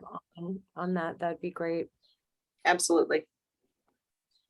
And I agree, when the building finally comes down, that will be a relief in a lot of different ways. Okay, thank you, Katie. Thank you, everyone, for sharing. Darren, go ahead. Yeah, this is for Jane. Jane, to date, has there been an exceedance in the air monitoring? No, I don't think so. You mean during the demolition activities and? Yeah, or at any point, yeah, within in the project's history. Not that I'm aware of, Darren, but I'd have to punt that to Steve Lawrence. Did you see any in the? Yep. I've been taking a look at the camp reports daily, and there have been some very minor exceedances in the dust. Typically, it's related to jackhammering, putting up the fencing around the perimeter. There've been no exceedances whatsoever out there. The one thing that I did note is that there is already a high dust background because it's an urban area, trucks coming through, just dust, just stuff getting kicked up. So nothing has, we're monitoring the air coming onto the site and leaving the site. And if the levels were to rise by 100 micrograms per cubic meter, that would trigger the consultant to stop work, start watering, and give us a call. So to date, 0 during the demolition. So Steve, Darren, that also, there's also, as you know, there's a lot of other construction going on in the neighborhood. Right, but I think the exceedances that we're all concerned about with their, VOCs or something that we can inhale that could potentially affect us. So, I understand you're monitoring for pure organics there, but look, let's talk about a scenario. So the scenario is there's an exceedance, right? How's this going to play out? The scenario is going to be the air monitor is going to catch it. Nobody's watching the air monitoring, I'm assuming, minute by minute. So how long is it going to take between the time there's an exceedance that needs to be addressed and by the time there's a stoppage? Can we just kind of play out that scenario for me? James, can you take that? So we get data in real time and it sends alerts to our person on site. The message that goes to them of when there is an elevated level in real time. Doesn't mean it's a 15-minute average, it means it's a real time. And that person, their job as part of the remedial oversight is to evaluate what the actual exceedance is from. Sometimes it's an excavator is right near the station and it's the exhaust that goes into it. Sometimes someone is smoking a cigarette in the neighborhood as they walk by it. And it's our job to document that and include it in the daily reports. Now, if it is a dust exceedance, then that is our way of telling the contractor, you need to start implementing suppression techniques. So it could be something as simple as spray the area continuously as you continue doing that intrusive activity. If the levels start to normalize out and go down, that means it is effective. If the levels do not normalize out and do not go down, then it is the action to stop work and evaluate alternative methods to implement to still achieve the goal. So out of that, would you notify us, or could you notify us in the email group that if you do hit an exceedance that lasted more than, say, an hour or two after stop work? If So I it could, would never, Let's Yeah, let, I'm go asking for ahead. a favor here. I'm asking for, yeah, if they're instead of us having to wait 3 months to ask the question if there's an exceedance, I think we're not I don't think any of us really care about the daily monitoring unless there's an exceedance. So if there's an exceedance that warrants, our knowledge, which is, prolonged exceedance that's not coming from some, exhaust system, I mean, we want to know about that. So we're asking for an email on that email blast to us to let us know that either we have the option to evacuate the area if we choose to. So Darren, Scarlett, can you talk about the action levels and how they're set? Yeah. And how they're conservative okay. yes, absolutely, Jane, thank you. That's certainly something that I wanted to address here is the action levels are set at a concentration and average 15-minute average that is well below any concentration that would be of a health concern. The reason we do that is basically we don't really want to see anything leaving the site. As they were saying before, if there's an instantaneous detection that is above the background value, then they have immediate notification on the site and they can check out the reason why. And any one of those exceedances of the 15-minute action level, they're going to notify the state. They're going to notify us as soon as possible. As Jane said before, they pick up the phone, they give us a call. But I can't emphasize enough that really is just an extremely early warning type system well before any concentrations that would be of a health concern. We set those values so low that it's really not intended to be of a we need to evacuate the area or anything, as you were indicating right there. This is well before that. What we have is we have historic fill. We have some limited contamination in historic fill here that's going to be removed. We don't want to see dust leaving the site that could have some elevated metals on it or SVOCs. But I guess really, if you come away with anything here, it's that we want to make sure that the offsite is not affected by the work that's going on in the onsite. That's why we have an upwind monitor. We have at least 2 downwind monitors so that we can catch it. We can see it if there's, a dust cloud or something that's coming up, or if they're digging and excavating in the dirt, if that's releasing some of that soil particles into the air that could have some elevated metals bound to it or some SVOCs, that we're going to see it. As soon as we see it, then actions can be taken to address it. It's really not an action level that's intended to be a health concern. It's just to make sure that any of that material remains on the site and can't possibly affect the offsite community. So, I hope that answered some of the reasons, but we really just want to make sure that it's extremely conservative. It's nice that it is conservative, Yeah. but that's not my point I'm making. I'm talking about a scenario where it does exceed and it is of concern to some people with maybe health conditions in the community that want to know. And I'm just saying, hey, can you let somebody know, hey, we're having a big, we're exceeding, if you have a health condition, you may or may not want to evacuate. We think it's safe for you, but there's, if you have any concern, I'm asking you to send out an email. It's not a big deal. No, I understand. what Darren, you're- we don't, let me, hang on. We don't, Sorry. DEC and DOH don't have a way to do an email blast to Oh, I'm everybody sorry, in the I thought I was talking to the neighborhood. developer there. Pardon me. Oh, No, all right, I'm okay. asking the developer to do it. I'm not asking for, no, because the developer controls that email list.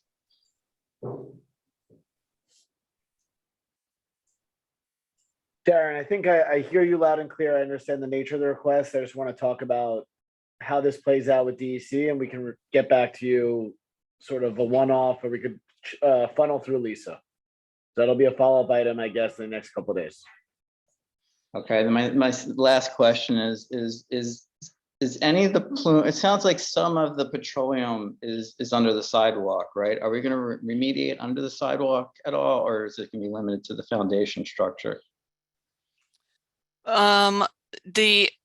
It's likely that the way that they're going to have to do their excavation, the construction fence actually takes up the sidewalk.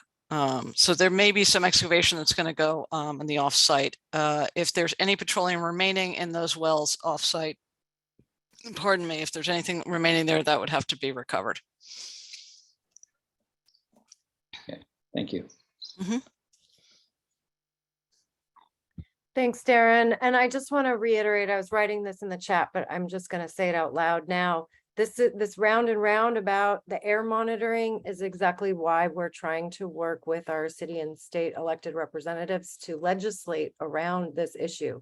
We've tried multiple times in multiple different ways with different elected officials and at different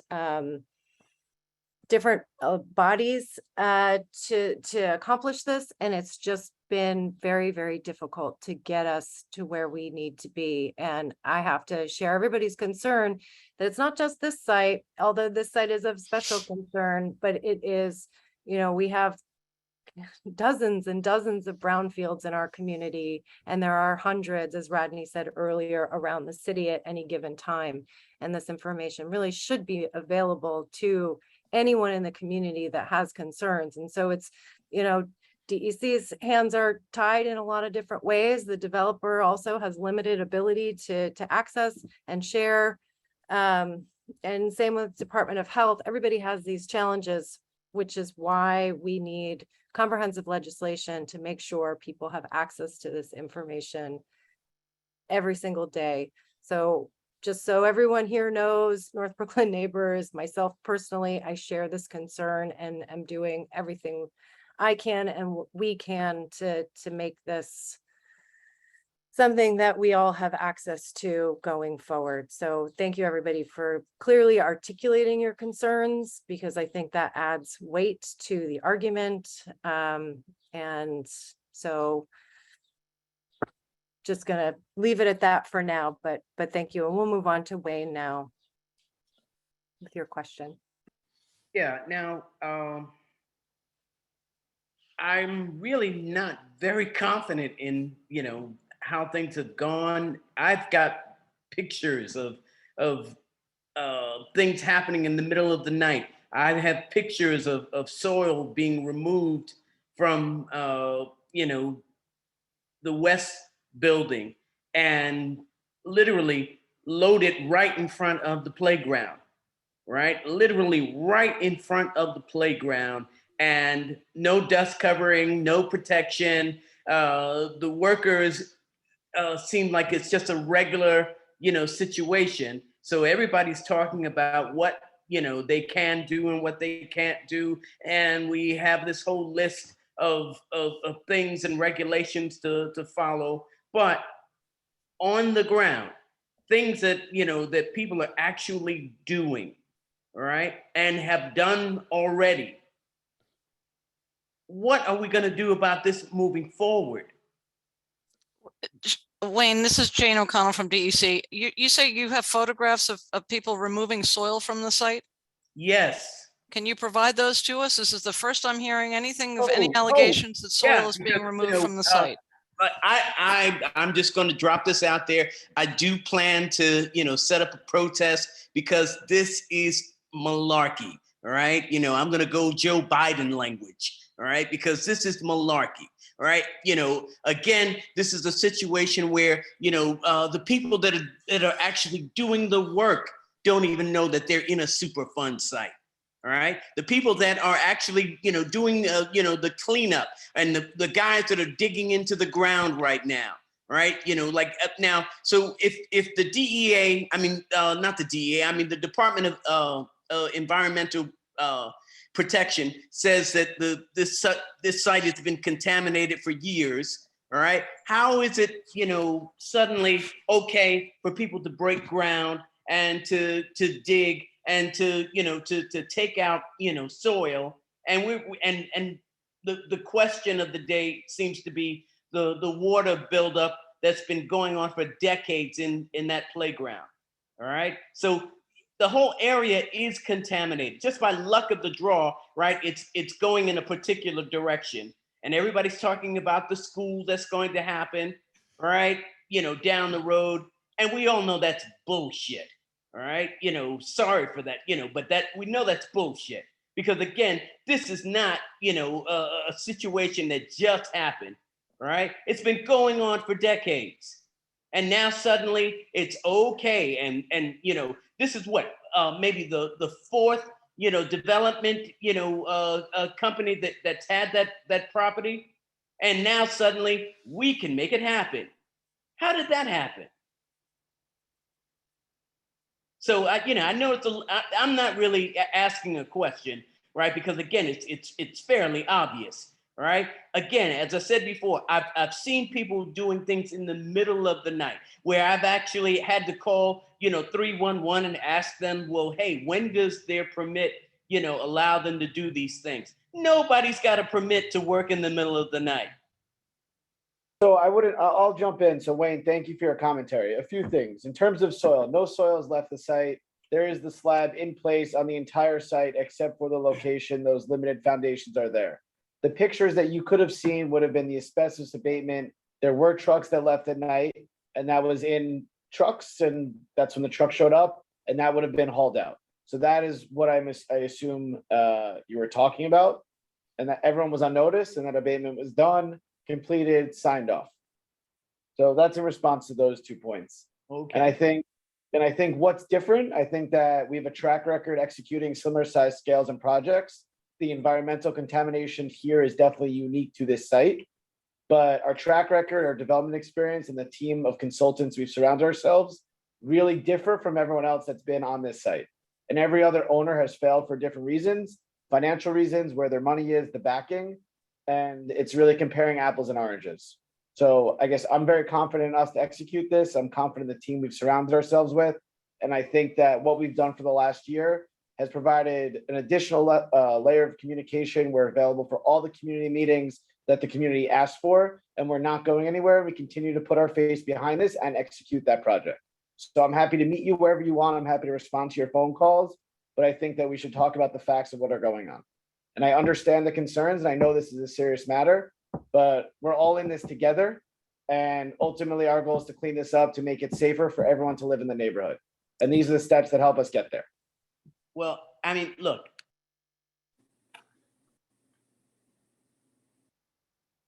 All right, all I can say is this. Look, you say we're all into this, we're all in this together, right? I live across the street from it, all right? I see it every day, all right? Everything that, that's been going on, right? I've seen it for years. So I've got skin in the game. Yeah. So Wayne, this is Scarlett from Department of Health. I just wanted that, you make a really good point there. You guys are the ones that are there. You guys are the ones that see things. And whether it's an issue or not an issue, if you think it may be, if you have pictures, give us a call, send us an email, let us know, when we can get to the bottom of it. We can figure out what's going on. If it's a problem, we could address it right away. You're kind of you know, we're here for you. We're here to represent you to make sure that the site gets cleaned up in a way that's protective of public health and the environment so that it can, you know, be good for the community. You know, it can no longer be an eyesore, no longer be a hazardous waste site or a brownfield cleanup site. And your input's invaluable. You guys are there all the time. You know, you see something, say something, give us a call. We're here. Yeah, look, all I can say is that, you know, look, I've called 311. I've actually called City Hall. All right. So, you know, again, you know, I'm trying, you know, different things and, Sure. you know, and hoping for a response. But Wayne, I'll tell you, 311 does not come to DEC. We're not tied into that. So I think what Scarlett's saying is actually, you know, I think that's spot on. If you guys see something, let DEC, let DOH know. We're the ones who are regulating the remediation of this site, not the city. So, you know, calling 311, you know, that's a rabbit hole we've all gone down and realized that there's no bottom to it. Yeah. But I think if, you know, if Lisa's going to share the, you know, the contact information for all of us, reach out to us, let us know. If you see something, say something. We're the people. Don't call 311. I mean, you can still call 311, but that's not going to come to us. That won't come to us. We'll never see that. No, look. And Jane, I just want to, sorry, Wayne, I want to chime in too, because we're aligned too. Because I know Darren, Daphne, Laura, I recognize a lot of names here. People have reached out through the abatement process and have asked questions. We've received pictures as well. So you have Ashley's email, you have our email. So that also, if there's a question, you want to get our perspective, our answer, we'll give you what's going on. And that's part of this process too. So we're putting our arms up that we're here as well. I don't believe I've seen anything from you. I welcome all your commentary, your questions. And even if you wanted to do a walkthrough, whatever, like I'm happy to be here. So. Thanks, everybody, for that. I definitely want to make sure everybody's questions are addressed, but I also need to be respectful of everyone's time, and it is 2 minutes to 8.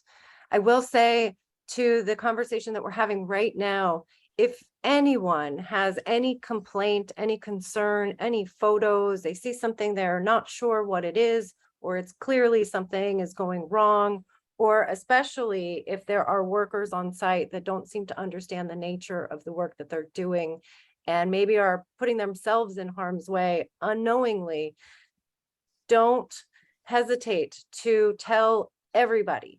Tell North Brooklyn neighbors, tell the elected representatives, tell DEC, tell the developers, tell everybody, put us all on one email, or, you know, text us all if you have phone numbers. Do all of that, because it really does make a difference when we are all paying attention and communicating together. That's the only way we're going to always be able to ensure as great, you know, as much safety to our health and those of our neighbors as we possibly can. So Wayne, thank you so much for that. I want to move to Deborah because she's had her hand up for a while. And I hope everybody's okay to stay on just a few extra minutes. I know it's late, but I really appreciate your commitment to hearing everybody out. So go ahead, Deborah. Good evening, everyone. Thanks for coming, Community Board 5, North Bronx neighbors. I really thank you guys for always being there for us in the community. My question was to Ms. O'Connell, is there any way possible there can be like a newsletter? Instead of, we're not talking about 100-page of nothing. We need to be informed. I noticed this even coming home, there was a little piece of paper about today's meeting, even though I knew about this meeting prior. However, as the site was going up, I've never seen any type of notification about what was going on. I seen the QR code, and I remember, and also took a picture of the investment thing they had posted, and it had asbestos. But however, I never seen no actual meeting date like tonight. Also, is it in different languages? Because we got an array of languages here of people who don't know what's going on, who would like to know. I want to thank, I think it was Scarlett, she came on. You really seem like you're so concerned about what our residents concerned about, and I thank you for that as well. But we need it in different language, simple that the community residents can understand what's going on. It doesn't have to be 100 pages, just one page of, okay, this what took place, and we need it in an array of languages because we got Polish, we have Asians, we have all of that in this community here that's growing up to be a beautiful place to live in. So I ask if you can get your information out, but get it out in different languages so everybody don't do the QR code. I myself, even though I don't want to be bothered with that. I want to know that, okay, you're here and this is what's going on. Like tonight's posting, it was little, but when I looked, I was like, oh, wow, NuHart actually put out a notification. So if that can be done, that would be greatly appreciated for this community as we grow and we learn more about what's going on. All right, thanks, Deborah. I would say, so Madison Realty Capital is sending out a weekly, like just a brief, like it's a 1-page, like almost like a newsletter, right? I can certainly talk to Ashley to see if we can get that translated. The 2 languages that we translate DEC's fact sheets are Spanish and Polish. Those were the specific languages that were identified as being spoken in the home in this census tract. So those are the ones that we can talk to Ashley about providing that weekly update in those languages. And that would be helpful. That'd be great. Another thing, do you have a translator on, I mean, like here online, in case some of those people who don't know because of their language, they feel it's a barrier? Yeah, so we do, DEC does have what's called Language Line. It's something that we can, if somebody contacts us and needs and has questions, and we can have either a translator or there's a difference between a translator and a interpreter. But we can do that in any language, almost any language. We have, I think, 30 languages that we can do it in. Thank you. That's great. Thank you, Deborah, for raising that. We've North Brooklyn neighbors, we've been trying to provide information in 3 languages. We recently dropped off a very simple kind of fact sheet brochure that had the basic information at the senior center that's across the street, because they had been asking for that. And that was in the 3 languages. But Jane, it's great to know that DEC has that option available, and definitely we should talk about having that for the Superfund portion of these meetings for sure. Thank you, Deborah, so much for flagging that. And that was me that put up those flyers, so I'm glad that you saw it. Yes. Okay, Daphne, go for it.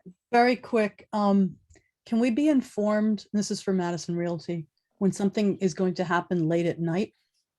Because right now, I can't sleep past 7, but there's been a couple of times like when they moved that crane down the street at 11 p.m. I just didn't know it was coming. So it would be helpful if we could just be told in advance when something is going to be happening in the middle of the night.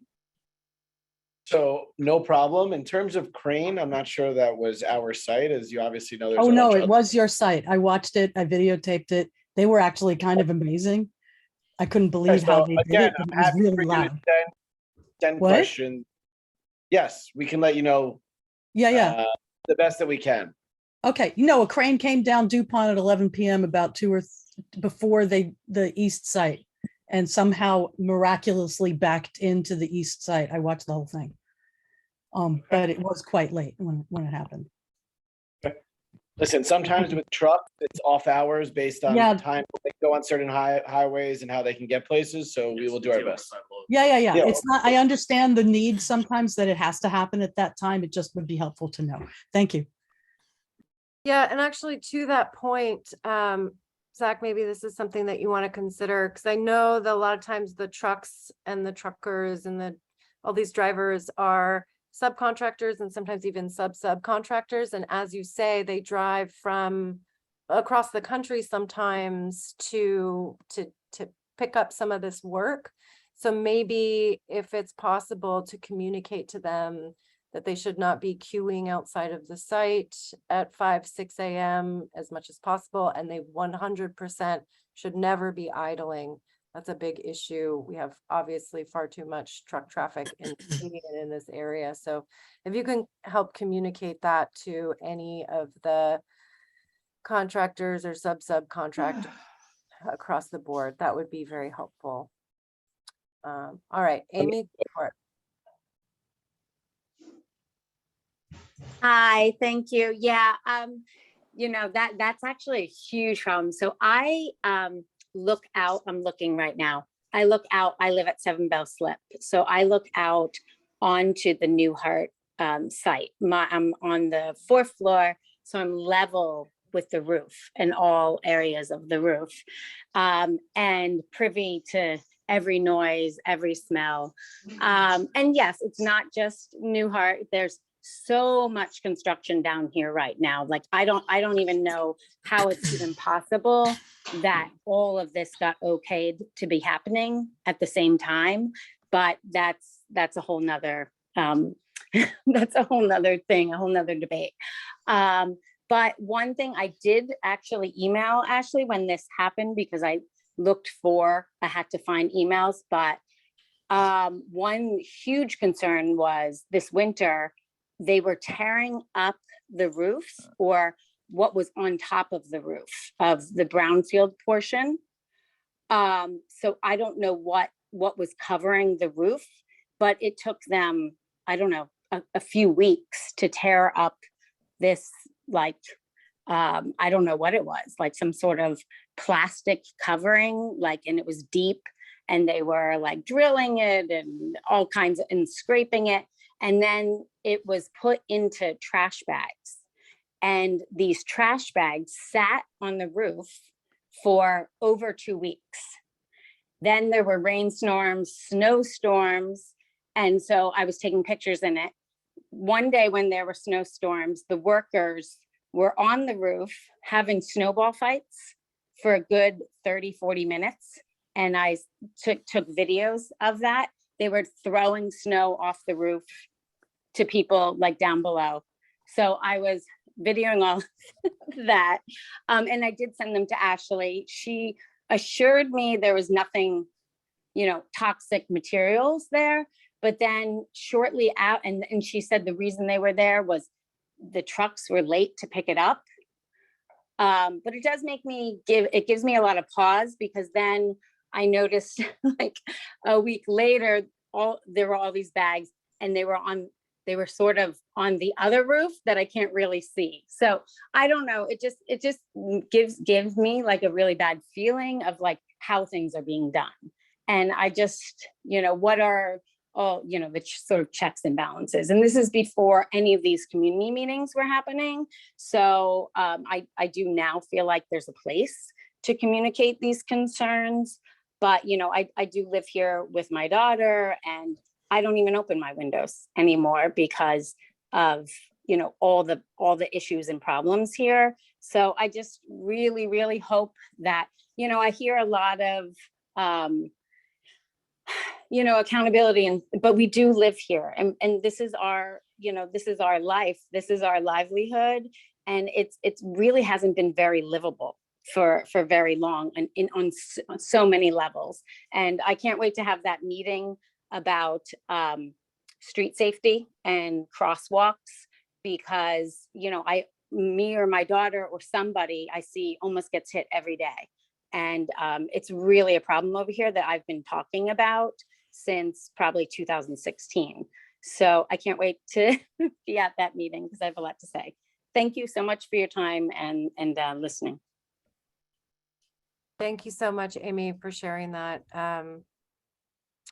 Yeah, the street safety issues are a big concern, and I hope to get something on the books very, very soon. So thank you for that. I don't know, Zach, Jane, anybody wants to speak to what was going on the roof or snowball fights?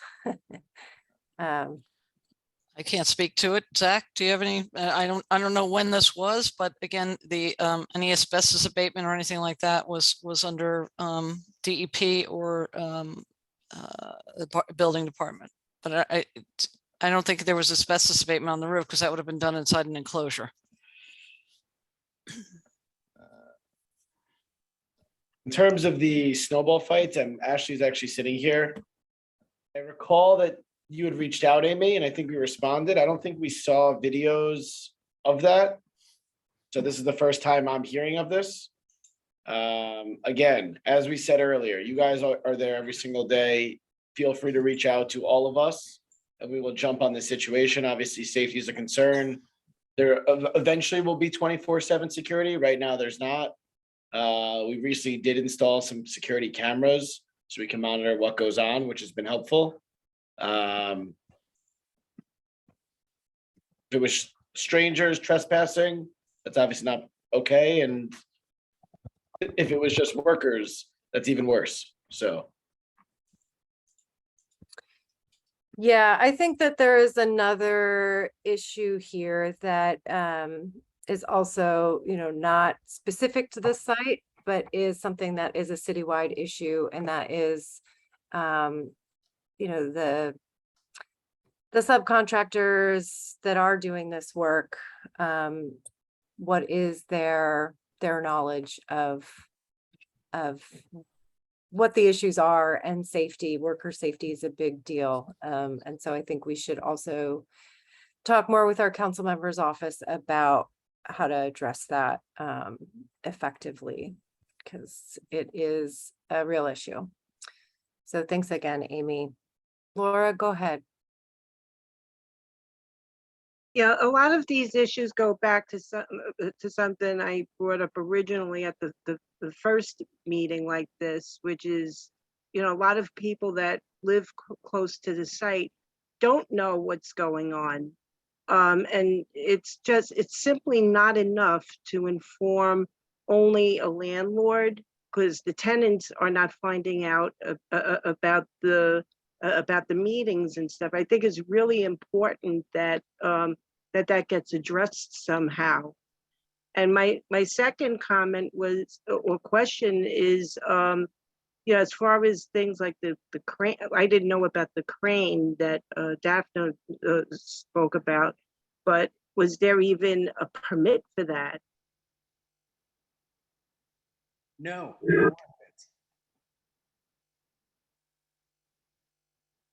Sorry, can you say that again, Zach? The sound cut out.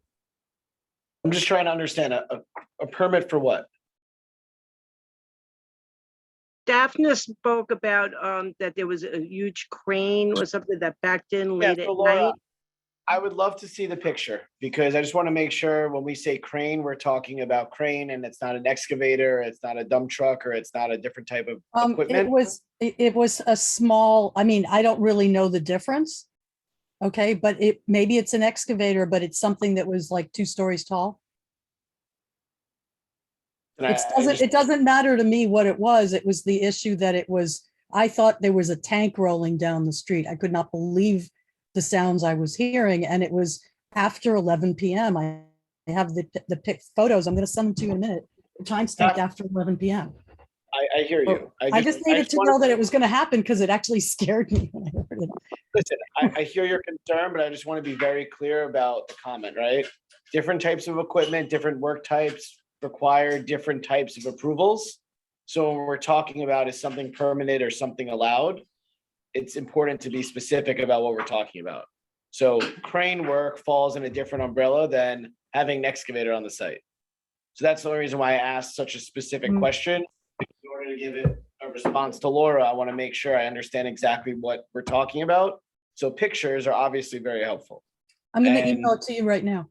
Oh, it's great. And I understand that, there's a lot of lingo and construction and language. So I just want to be specific to understand exactly that we're all talking about the same thing. Okay, so I don't know that we'll resolve this specific issue right this second. I do want to reiterate how valuable it is. If we're all in the world of smartphones, and I know, not everybody has them, but the vast majority of us do. So, taking photos, taking videos, all of this is so helpful. And really, if there is an issue, being able to really see what was happening as best we can, and then finding ways to address those issues. I'm gonna kind of close things out now because it's 8:15. Nobody else has their hand raised. But Lael and I are going to save the chat, and we're going to, we have this recording and we're going to share that with the community. We have a lot more work to do. We have not stopped working on this site and all of the issues that are always being raised. And just so you know, Lael and I are kind of like a two-person duo. Like you're looking at North Brooklyn neighbors when you're looking at us. So, we're trying to do as much as we can with as little resources as we have. And so I want to just ask for everybody's patience and forgiveness if we're, if it sometimes takes us a while, because we're working with so little. But I really think that when we all work together, we can accomplish quite a bit. And so, keep an eye out for the meetings about street safety. We're going to be talking with our elected officials on legislating around some of these things as best we can. And most importantly, for tonight's conversation, we are in the public comment period for the Brownfield remediation. And so if people have comments, concerns, questions, now is really the time to voice all of that. And so we're also going to be sharing our comments that we're going to be submitting, and let us know if you need help writing comments or asking questions, or if you feel unsure about anything, please come to us directly. I'll put my email in the chat right now. And so you can email me directly. I often am very, very willing to share my phone number, my personal cell, and come meet people in the area. It's hard to type and talk at the same time. So, I'm very, very available to help in any way anybody here feels that I can, or North Brooklyn neighbors can assist them with. And so without further ado, thank you, Jane. Thank you, Zach. Thank you, Scarlett. Thank you, everybody else that was here tonight to answer questions and provide information. And most importantly, thank you to all of our neighbors for, committing to the health and safety of our community and asking questions. We do it all for you and with you. So thank you, everybody. And that's it. Enjoy the rest of your evening. And public comment period's over August 23rd. So you've got Right. some time. Thank you, Lisa. Thank you, Lael. Thank you. Night, everyone. Thanks, everybody. Everyone.